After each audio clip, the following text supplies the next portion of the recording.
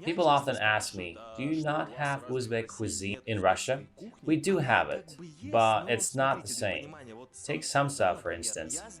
I know the taste of it from my childhood, like most Russian citizens.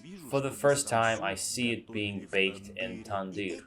And these small nuances are everywhere, which brings out a totally different flavor in the dishes. In Russia, there is the overall basic meaning of it in terms of a dish itself, but it lacks this cultural authenticity and attention to details, which brings me to a conclusion that I've never enjoyed genuine Uzbek cuisine.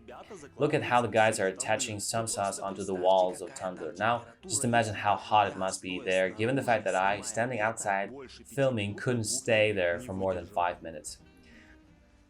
Okay, let's savor the samsa that I just bought. So what comes with it is tomato sauce and the beef samsa itself. Samsa with beef. I'm gonna take it out. This is how this thing looks like.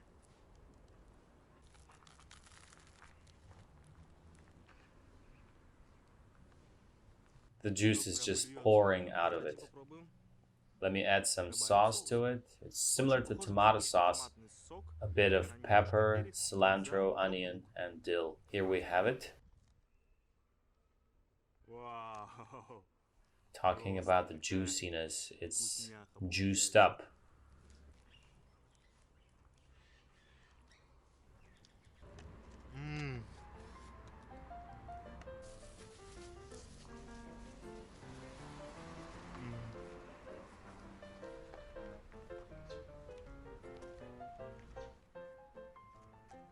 In it, there are beef, onion, spices, cumin, with some savory fat that melts everywhere in my mouth.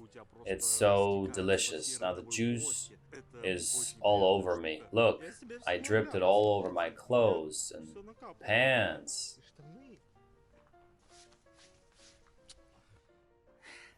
Unbelievable.